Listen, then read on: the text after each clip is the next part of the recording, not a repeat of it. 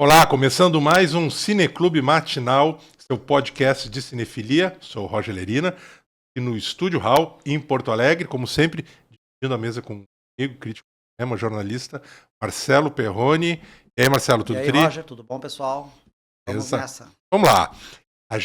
Quem nos acompanha sabe que a gente fala de filmes, fala de cinema, mas a gente fala também, né, Marcelo, de streamings, de séries, de produções audiovisuais que você acompanha na sua televisão ou mesmo no computador. Mas a gente é cinéfilo, a gente gosta de ver filme na sala de cinema. E uma iniciativa interessante que tem ganhado fôlego cada vez maior nos últimos anos é o retorno de filmes clássicos, às vezes nem tão clássicos assim, mas filmes que fizeram muito sucesso, antológicos de alguma maneira, às salas de cinema, que ganham novas cópias, novas versões remasterizadas e que voltam ao seu ambiente natural, primeiro, a mais adequado, que é a grande tela da sala escura. E assim, né, como eu disse, são vários títulos. Lembro agora da trilogia do Poderoso Chefão, foi recebida novamente com muita animação, com muito entusiasmo, pelos públicos mais antigos, que já tinham visto filme no cinema mesmo, para quem nunca tinha visto ainda, ou quem só tinha visto em DVD, sei lá. E nos últimos meses, esse ano, a gente acompanhou, né, Marcelo, a volta de títulos a cartaz como Toy Story, A Noviça Rebelde, e muito recentemente, agora inclusive comentamos aqui no Cineclube Matinal, Paris, Texas, do Wim Wenders, e Amores Brutos, do Alejandro Iñárritu. E agora, em novembro e dezembro, mais outros filmes estão voltando a cartaz nos cinemas e também entrando em catálogos de streamings. E a gente resolveu fazer uma seleção aqui para vocês e comentar um pouco desses filmes que estão retornando aí, seja na tela de cinema, seja no streaming, e que, coincidentemente, todos eles, né, Marcelo, têm uma efeméride. Eles estão cumprindo, normalmente, também esse é um pretexto para os filmes voltarem, é o fato de eles estarem completando datas redondas. Primeiro que a gente vai falar é De Volta para o Futuro, que é um clássico moderno do cinema de entretenimento muito bem feito, do Robert Zemeckis, que é de 1985. Portanto, se eu não estou errado nos cálculos, o que acontece muito seguidamente, 40 anos. Por incrível que pareça, né? Parece que foi ontem, né? E estamos de volta ao De Volta para o Futuro. O filme ele voltou a cartaz e entrou simultaneamente na grade da Netflix. Para percorrer as diferentes plataformas, e agora ele está na Netflix. Esta é, para mim, uma das melhores trilogias da história do cinema. Eu vejo de tempos em tempos, ela continua extremamente fresca, assim, divertida, muito bem elaborada, assim. Mesmo que digamos, a parte 3 seja um pouco inferior às duas primeiras, eu acho assim um conjunto espetacular, assim. Tanto que ela se tornou uma referência na cultura pop, né, Roger? Até hoje ela é citada, imitada, reverenciada, assim, como um marco dos anos 80, pela trilha sonora, pelo elenco. O Michael J. Fox, até ele reaparecer muito na imprensa, até pela condição triste que ele encontra, né, com mal de Parkinson já há alguns anos. E sempre o elenco se reúne, é sempre notícia, assim, é muito, muito bacana. E é muito interessante, né, Marcelo, que é um filme que muito bem construído, o roteiro é inteligente, já é nostálgico, quer dizer, nós estamos falando aqui da nostalgia da nostalgia, porque o filme em si, se vocês lembram, quem não viu, a gente vai contar um pouquinho aqui, é uma máquina do tempo, que é um carro, né, um professor, um cientista maluco de catálogo, né, que é o Emmett Brown, Dr. Emmett Brown, que é o Christopher Lloyd, e que inventam essa máquina que retorna no tempo a 1955. Né? Então, mais uma data redonda. Sim, né? Exato. Aí o personagem conhece os próprios pais, toca guitarra com Chuck Berry. Isso, o personagem do Michael J. Fox. Meio que dá a entender que ele criou grandes riffs do rock and roll. Exato. É muito, muito inventiva a história, assim. Na parte 2 é uma coisa mais distópica, assim, dá um bug lá na máquina e ele volta, aí entra realidades paralelas, assim, volta para tempos, avança e retrocede no tempo, mas com realidades paralelas naquela coisa, né, que se tu tivesse interferido em alguma coisa no passado, altera o teu futuro. Aí ele faz um monte de coisa, dá uma bagunça geral, ele tenta refazer para consertar. E a terceira parte se passa no Velho Oeste. Voltam Velho Oeste e é muito divertido, assim, tem participação impagável do ZZ Top, tocando num número musical. Aquele assim. grupo dos barbudos, né? O trio. É muito bacana, assim. Eu vou fazer só um breve aqui, uma breve explicação, porque eu fui pesquisado por que essa leva de filmes estão chegando nos cinemas, assim. Aí achei umas publicações internacionais. Tem muito a ver, assim, com a reconfiguração do cenário do cinema pós-pandemia. Porque é uma forma que as distribuidoras acharam de faturar, apelando para algumas questões, como nostalgia do público, né? De gente que cresceu vendo esses filmes e quer levar os filhos e ter a experiência coletiva do cinema. É a possibilidade hoje das cópias digitais restauradas com alta qualidade, que pode circular pelo mundo com uma facilidade. As cópias estão super acessíveis. E também a questão a carência hoje de filmes originais, bons, dos estúdios, estão tudo em crises de criatividade. Então é um apelo certo, são filmes que já se pagaram, já estão pagos. Óbvio, e que eles estão, bem lembrado, né, Marcelo? E eles estão, esses filmes em geral, praticamente todos eles já estão nos catálogos, ou já estavam de streaming há muito tempo, TVs a cabo, etc. Em DVD, Blu-ray, tudo. Exatamente. Então, eram filmes que já não estavam mais, digamos, trazendo dividendos para os produtores, para os donos distribuidoras, donos dos direitos de exibição desses filmes. Porque esses filmes já estavam lá, as pessoas já não viam mais, porque quem tinha interesse já viu esse filme nesse formato de streaming, etc., nessa plataforma. Mas relançá-los no cinema tu tem a faz com que as pessoas... isso tudo que o Marcelo falou, vai rever por nostalgia, vai levar os filhos para que eles também desfrutem o De Volta para o Futuro, um vizinho meu foi ver, disse que estava lotado a sessão.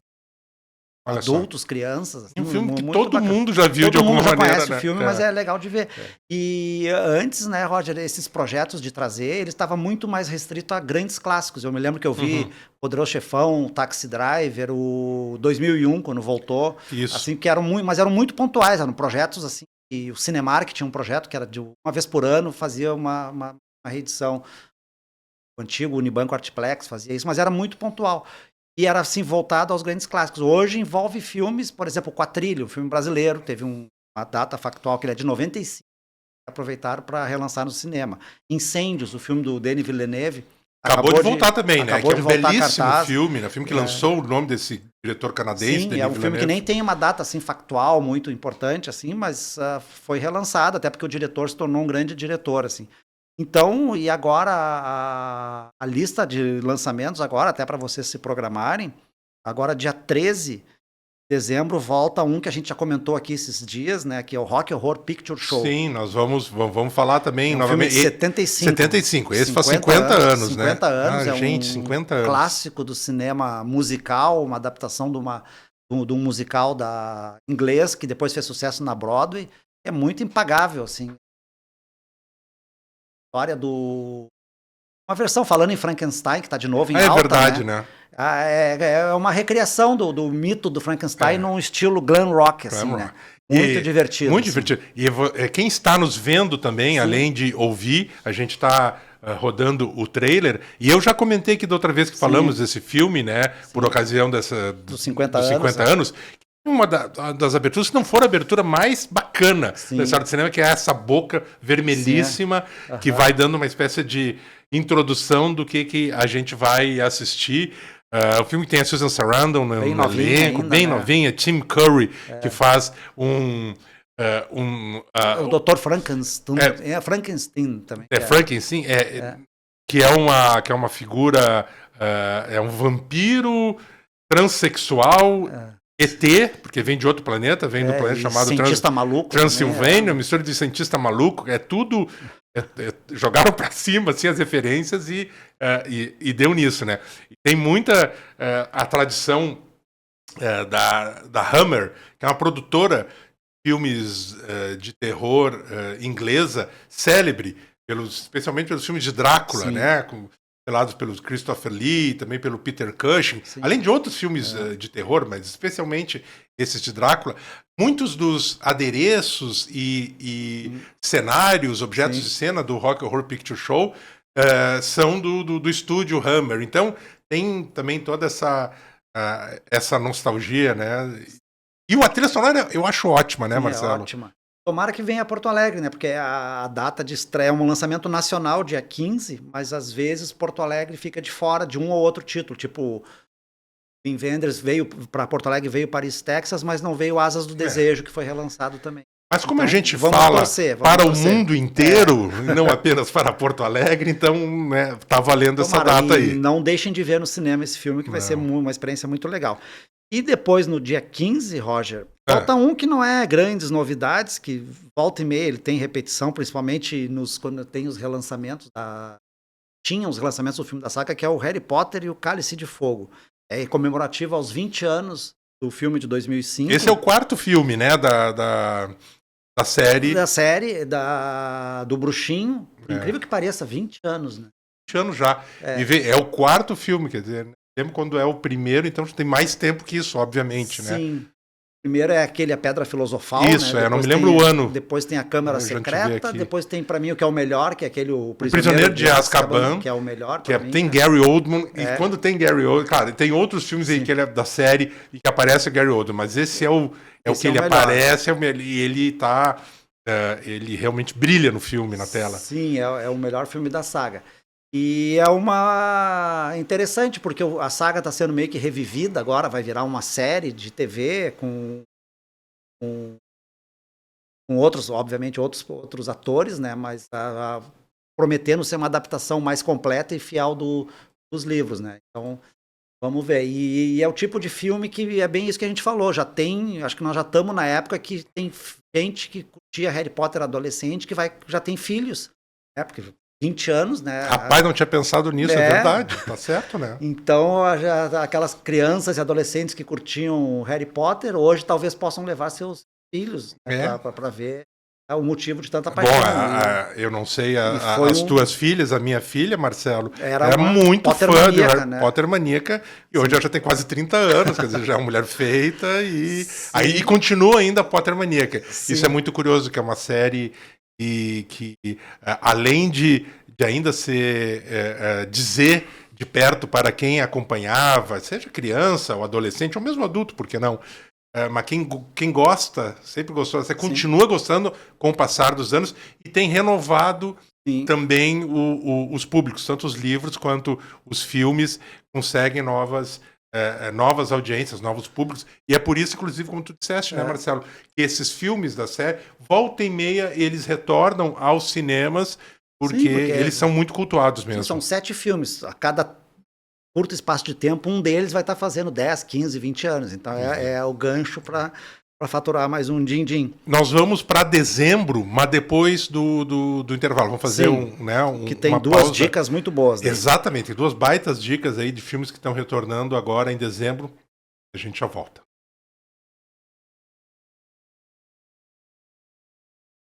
A gente está de volta aqui com o Cineclube Matinal e seguimos dando dicas de filmes que estão completando aí datas redondas e estão retornando aos cinemas. E agora, como o Marcelo, a gente comentou aqui no primeiro bloco, alguns desses filmes foram sucessos comerciais, não são exatamente clássicos do cinema, mas que tem lá seu público, fizeram boa bilheteria e estão completando alguma data redonda, e eles são relançados. Mas alguns, efetivamente, são clássicos e merecem estar sempre, eu acho, em cartaz. E tem que ser visto no cinema. E tem que ser visto no cinema, que é o caso de O Iluminado. A obra-prima da Stanley Kubrick, baseado num romance do Stephen King, filme de 1980, Tanto, nossa, 45. 45 anos, né? É. Marcelo, fala um pouco desse, que é sensacional. Pô, esse é o grande clássico de horror, assim, digamos, da história do cinema. Um dos, né? Mas muito referencial pelo diretor, né? O Stanley Kubrick, pelo ator, né? O protagonista, que o Jack Nicholson tá literalmente possuído nesse filme. Assim, tá, Possuído, é assustador, é um até dos hoje. grandes personagens da história do cinema. E é a história, para quem não sabe, Jack Torrance. do sujeito que vai para ser tipo um vigilante de um hotel, numa temporada que o hotel fecha de inverno. Ele é um escritor, ele É, tá e ele até quer meio um aproveitar bloqueio ali, criativo e e ele ele quer quer aproveitar aproveitar esse espaço aí, esse tempo para dar vazão criativa a um projeto literário, assim, que a gente supõe que exista só na cabeça dele. E aí ele tá com a mulher e o filho pequeno, e aí nesse hotel gigantesco, assim, totalmente isolado, ele surta, né? Literalmente. E, bom, e aí tem que ver, quem não viu ainda, e a chance de ver no cinema é outra experiência, assim, de filme que a trilha sonora, os sustos, a a fotografia, fotografia. o clima de tensão que o Kubrick imprime, assim, da progressiva, né? Porque é um processo que ele vai enlouquecendo aos poucos e vai se transfigurando, né? Exato. O ator, o reflexo disso na esposa e no tem cenas antológicas. Então, é o filme que tem que ser visto no cinema, assim, experiência em casa, por melhor que seja a tua TV e o equipamento, vai reproduzir a experiência de ver esse filme onde ele tem que ser visto, assim. E além do Jack Nicholson numa atuação absolutamente antológica, memorável, os outros atores do Shelley elenco são Duvall muito também. bons, especialmente a Shelley Duvall, faz a esposa dele, Sim. e um menininho que é incrível, Sim. o Danny Lloyd, que faz o Sim. filho pequeno, outro deve ter anos, eu acho, 6 anos, no filme. Ele Sim. também é muito expressivo, e realmente é assustador e claustrofóbico. Curiosamente, mesmo sendo um hotel gigantesco, que é a locação, né? Sim. O tal do Overlook Hotel, lá nas Montanhas Rochosas, no Colorado, dos Estados Unidos. É uma locação gigantesca, uma paisagem belíssima, também Sim. muito ampla, mas o Kubrick consegue dar o tom de claustrofobia mesmo, né? Um ambiente sufocante. São aqueles personagens trancafiados. E curiosamente, o Stephen King odiou o filme, né? Diz que o Kubrick destruiu a obra dele, é uma das grandes polêmicas também da história do cinema.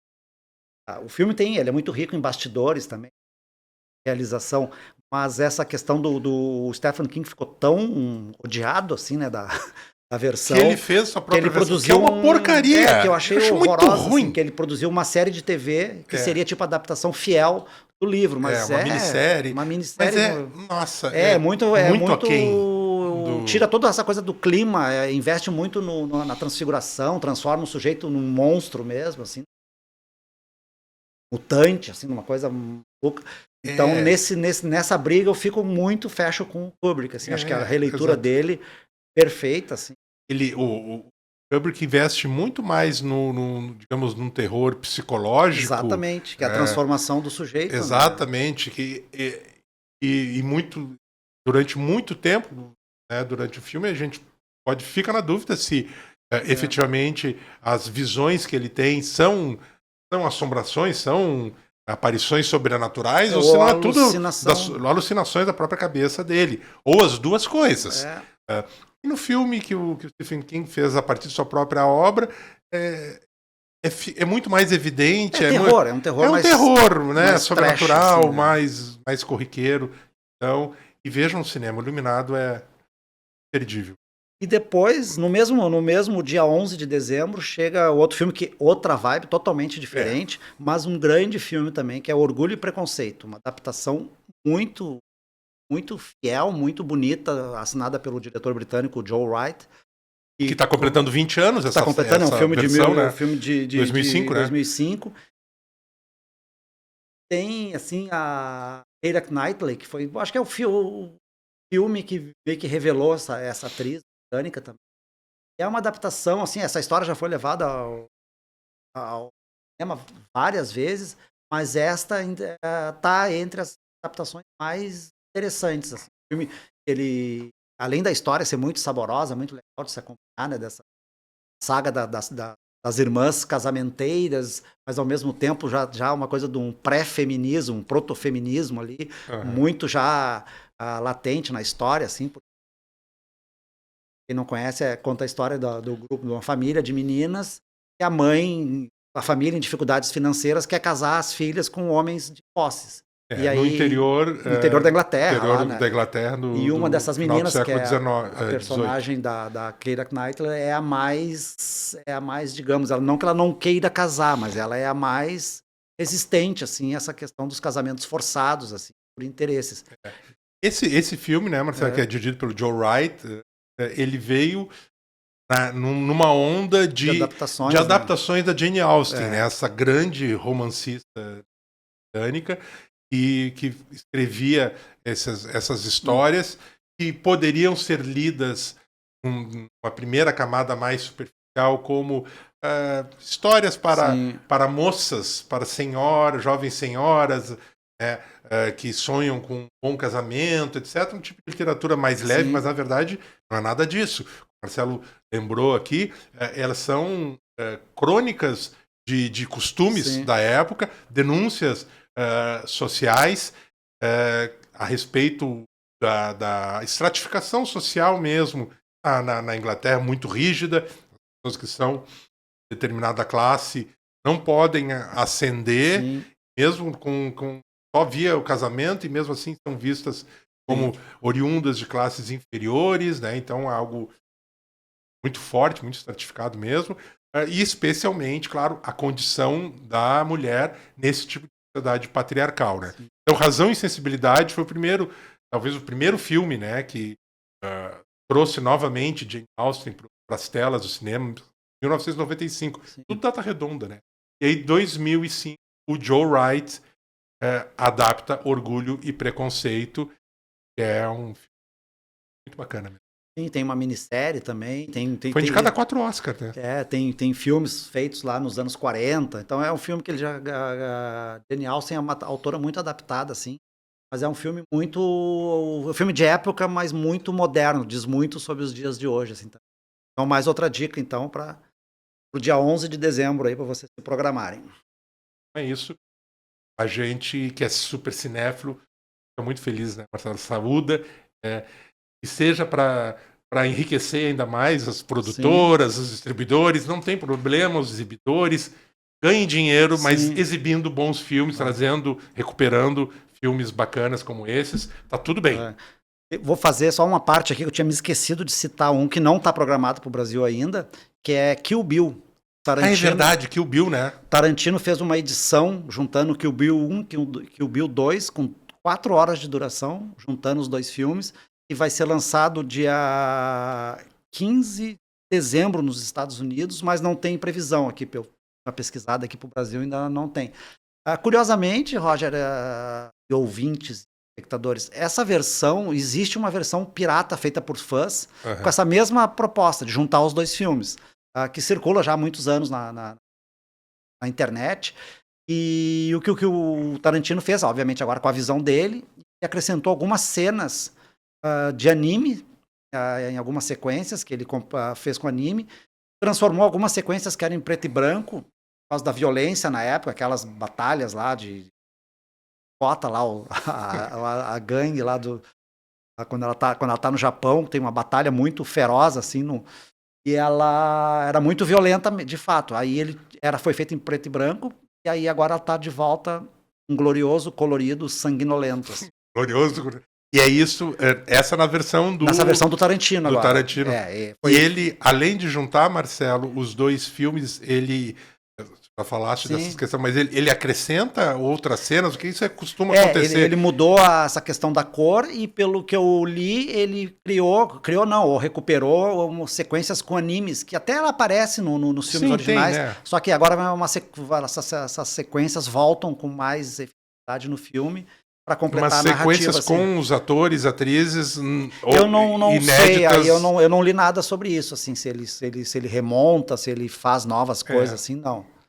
Inclusive porque ele tem um projeto, né, de fazer um Kill Bill 3 baseado na filha da Uma Thurman, que está há muitos anos rolando, mas não sei se isso aí vai sair do papel, se já tem alguma iniciativa nesse aguardemos, sentido. Porque Kill Bill também... Tomara que venha para cá também. Cara, virá, sem dúvida. Sim. Bom, nós vamos para mais um intervalo aqui, e na volta temos mais dicas, filmes chegando, dessa vez nos streamings. Já voltamos.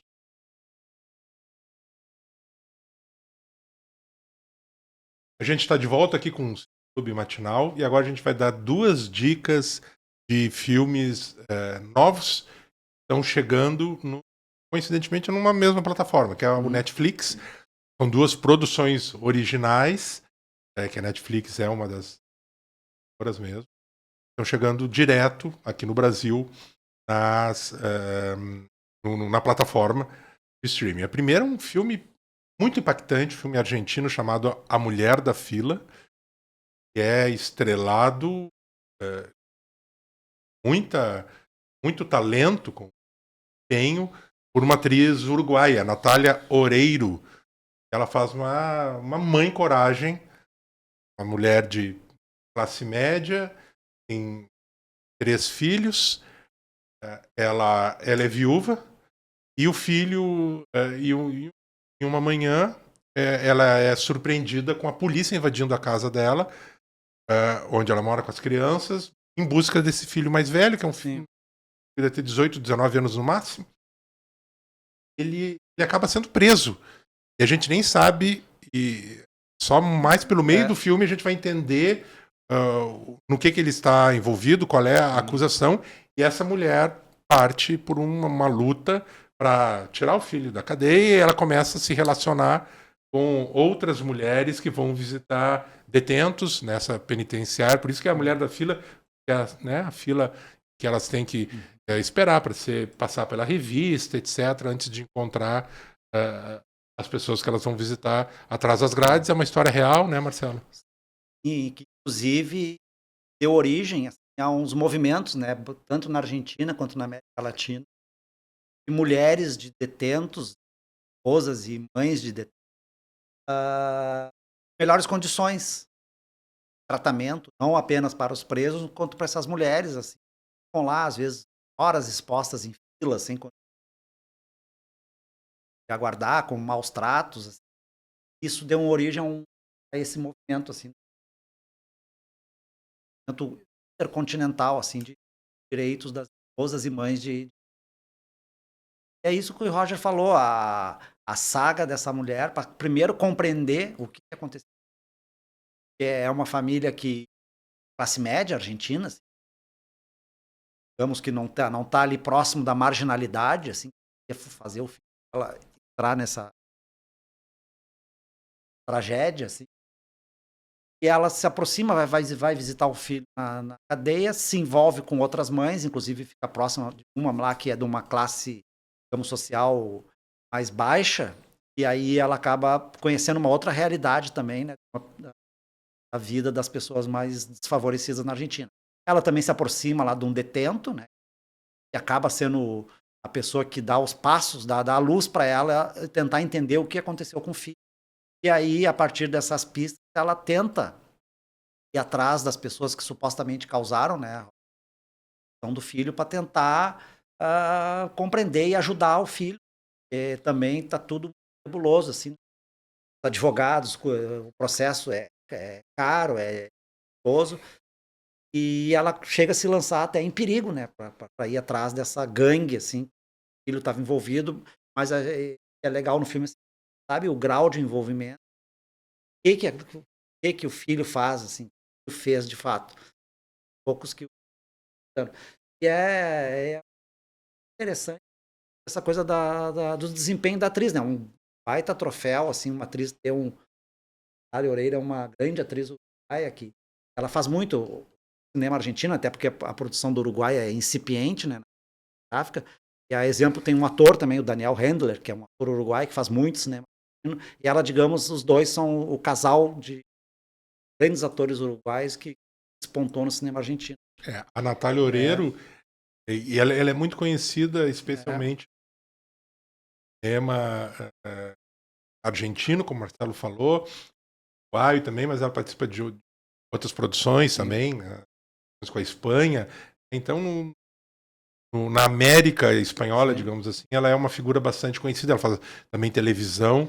Ela e ela fez ganhou muitos prêmios com Santa Evita, série de TV baseada no livro aquele do Tomás Eloy Martínez, Isso. Santa Evita. Ela interpreta a Evita. É uma Eva série de Peron. 22, 7 episódios. Não sei se passou no Brasil, está disponível em plataforma, mas ela foi multipremiada, assim. E ela também se destacou muito numa cinebiografia chamada Hilda, Não Me Arrependo Desse Amor, que era uma cantora popular, muito, muito famosa também, né, no mundo hispânico, mas um personagem completamente diferente dessa, como eu disse, dessa mãe forte aí, que ela realmente ela está muito bem, né? Marcelo estava comentando com o Marcelo, inclusive, antes da gente começar a gravar, tem um prêmio chamado Prêmios Platino, né, que já tem alguns anos, foi instituído por produtoras da Península Ibérica, né, especialmente da Espanha, e em associação com produtores aqui da América do Sul, da América também do México, e que é uma espécie de Oscar ibero-americano. Sim. Uma cerimônia anual, toda, né, glamurosa. Sim. E eu acho que a Natália Oreiro já está despontando como um nome muito forte para o próximo, né, para o ano que vem, ganhar uma premiação por conta desse papel. Ela já teve aqui no Brasil, especificamente no Festival de Gramado, em 2018, ela ganhou o Kikito de Cristal, que é uma homenagem, um troféu que o festival aqui gaúcho concede a figuras do cinema latino-americano que tem uma expressão internacional, quer dizer, que levam o cinema de seus países, das suas regiões, para outros lugares, para além das fronteiras. Inclui alguns brasileiros, já receberam, mas em geral são hispanohablantes, né? No continente, a Natália Oreiro, muito simpática, teve aqui, então, em 2018, recebendo esse prêmio. Eu acho legal nela, assim, a versatilidade. Cada filme que ela faz, ela está completamente diferente do anterior. Assim, ela é uma atriz muito versátil em comédia, em drama. Ela tem participações muito interessantes num filme chamado Infância Clandestina, Exato. que trata da questão dos desaparecidos, né? Militantes argentinos que caíram na clandestinidade. Que é do mesmo diretor desse filme, né, Mulher da Fila, o Benjamin Ávila. Exatamente. Tem, inclusive, até sequências com atores brasileiros, porque o filme... o filme é uma coprodução, né, Brasil, ele se passa num Argentina, momento de refúgio Espanha. dessa família, que é numa região da fronteira. Depois, além da Evita, ela fez o Médico Alemão, que é um filme que trata sobre resquícios nazistas que fugiram para a Argentina pós-Segunda Guerra. E ela fez recentemente uma comédia, que até está disponível em plataformas, que é Vamos Consertar o Mundo. Isso, né? Que é com branco agora, o nome do ator, que é o protagonista. Ela é a que faz a avó da criança, que é alvo de disputa, assim, família. Muito interessante, assim, essa versatilidade dela, assim. Nenhum desses filmes identifica ela como... Na verdade, a gente já falou para ele. É o nosso amigo Leonardo Sbaraglia. Leonardo Sbaraglia, exatamente. Que é outro, por sinal, grande ator também, esse argentino mesmo, e que também muito versátil, e que também ganhou um Kikito de Cristal aqui no Festival de Gramado. Sim. Então é isso, Mulher da Fila no Netflix, né, é uma das dicas. Outra dica para você conferir, porque é um diretor muito bem comentado, um diretor premiado, que chegou... Dois títulos muito fortes anteriores a esse. Chama-se Edvard Berger, é um diretor alemão. E o novo filme dele, que está chegando também na Netflix, é o Balada de um Jogador, que é protagonizado pelo Colin Farrell. Também tem Tilda Swinton no elenco. E que é baseado num romance, num livro, e que conta a história de um jogador inveterado, eu faço, chamado Lord Doyle, gasta tudo o que tem e o que não tem em cassinos em Macau. aquele enclave, tem Ex-colônia portuguesa. ex-colônia portuguesa, né? E que o filme já começa com ele devendo tudo. E só piora a situação dele. É um filme muito angustiante por conta disso, porque ele cada vez se complica mais. Claro que nesse meio tempo eventos vão acontecer. Sim. E podem acenar com uma reviravolta favorável para ele, ou talvez não, né? O filme fica nessa questão. E tem, assim, uma fotografia incrível, luxuosíssima, e que mostra esse lugar meio de fantasia, esses lugares que tem esses cassinos, de jogatina, essas cidades que são muito como Las Vegas. São uns não lugares, né, Marcelo? Porque elas têm referência do mundo inteiro. E muito neon. Muito neon, muito. E isso tá muito bem fotografado nesse filme, né, que ele é muito noturno. E o personagem do Colin Farrell, então, tá nessa espiral descendente, assim, tragado por esse vício compulsivo de jogar. É uma jornada meio delirante, assim. Eu, como tem a fotografia bonita, às vezes é meio arriscado quando a gente diz, o filme vale pela fotografia. Não é isso que eu vou dizer, mas ele é um filme que eu esperava muito mais, assim, pela obra pregressa, né, do Edward Berger. Imagina, o cara teve nas 2 últimas cerimônias do Oscar disputando prêmios importantes, né? Ele ganhou o Oscar de melhor filme internacional com Nada de Novo no Front, que foi um filme que ganhou 4 Oscars no total. Ganhou 4 entre 9 indicações, inclusive, e foi indicado a melhor filme no geral. Ganhou o Oscar de melhor filme internacional e o Oscar de trilha, ganhou fotografia. Ganhou roteiro adaptado também, né? Que é, na verdade, a nova versão desse história. Foi um clássico do cinema lá nos anos 20. Então, depois, no ano seguinte, ele volta com Conclave, que é um filme também muito bacana, assim, bastidores da eleição de um novo Papa. Também concorreu, ganhou 8 indicações e ganhou só de roteiro adaptado. Mas filme muito badalado e coincidiu, né, Roger, com logo em seguida se repetir na vida real tudo aquilo que o filme mostrou, Conclave, bastidores da eleição de um Papa. Um ano depois, o mundo estava presenciando exatamente aquilo. Inclusive, o timing, inclusive se consta, assim, na época a imprensa publicou que muitos dos cardeais que foram votar viram o filme para poder entrar no clima, assim. Não sei mas pode ter acontecido e não duvido nada disso. Mas nesse filme, Roger, eu acho assim que ele preocupou, assim, a história é bacana, o Colin Farrell tá excelente, inclusive em algumas listas mais do início do ano ele estava aparecendo muito, provavelmente cotado a disputar principais prêmios de Oscar. Agora não tem mais visto ele assim aparecer para concorrer com o nosso Wagner Moura. Mas eu achei o filme assim estilizado. Ele é muito estilizado. Por excesso, assim. Em alguns momentos, assim, pareceu aquela coisa meio gratuita na linha Wes Anderson, assim. Estilo é mais importante que a forma é mais importante que o conteúdo. A gente se acompanha o filme, prazer, assim, mas eu me decepcionei um tanto, até pela expectativa que eu tava com o novo filme do diretor, que tava tão em alta, assim. Mas é um filme que se assiste. A Tilda Swinton também é uma grande atriz, mas tá numa ponta ali meio perdida, assim, meio desnecessária, assim, podia ser outra atriz ali, mas ela é sempre excelente, né?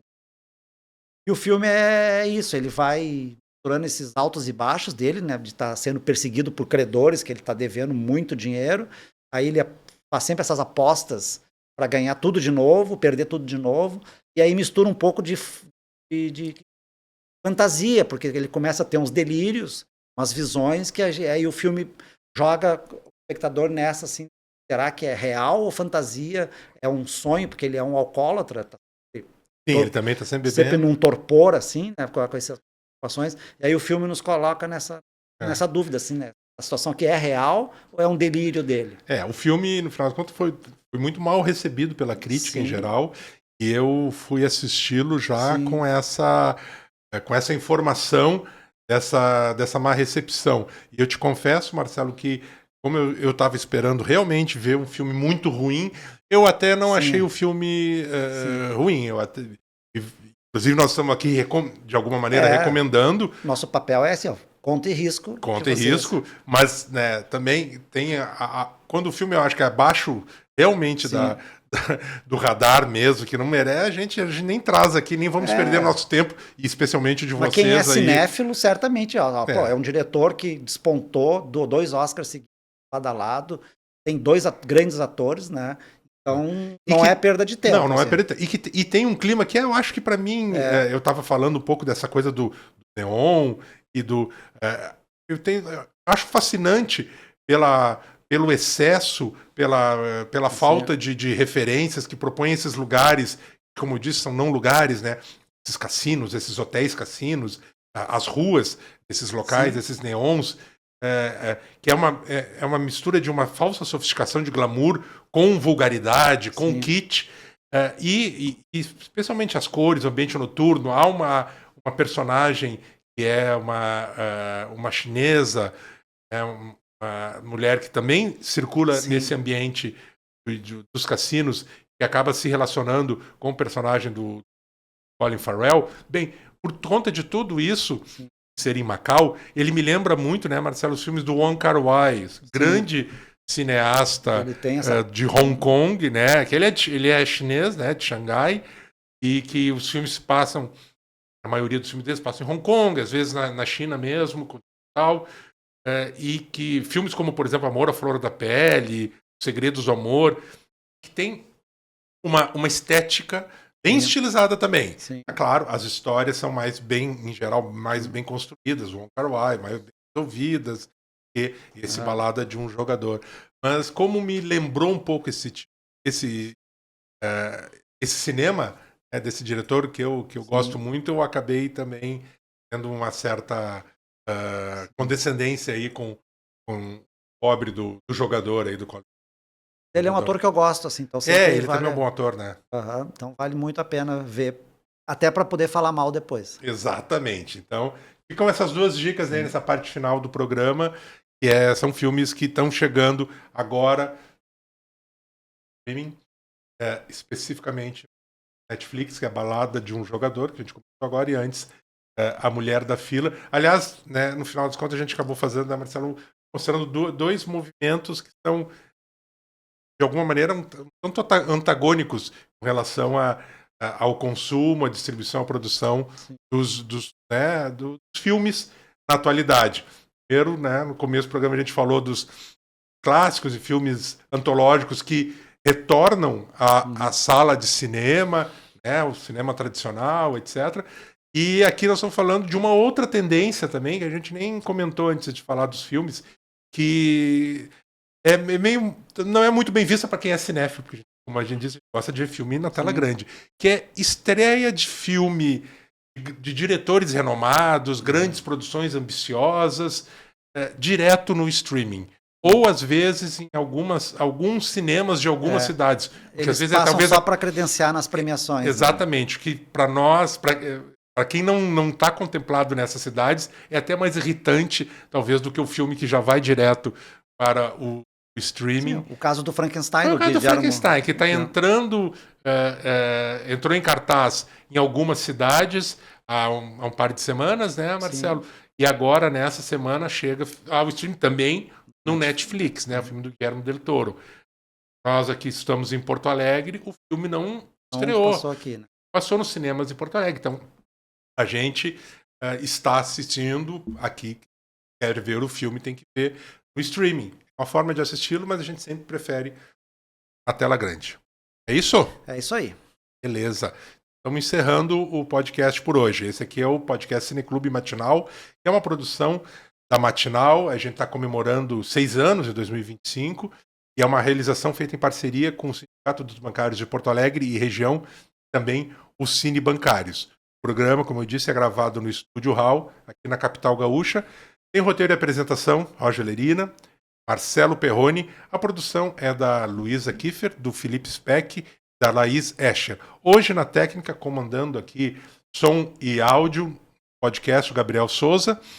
E a gente reforça o convite para vocês nos seguirem aqui, o perfil do Spotify e também no podcast, na Apple Podcasts, né?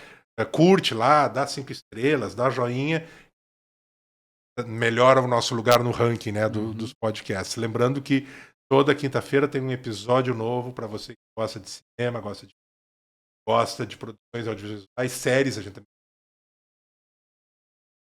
Vamos dar o nosso tchau, Marcelo? Isso aí. Pessoal, curtam o programa aí, recomendem. Recomendem. Até a próxima quinta-feira, gente. Tchau. Tchau.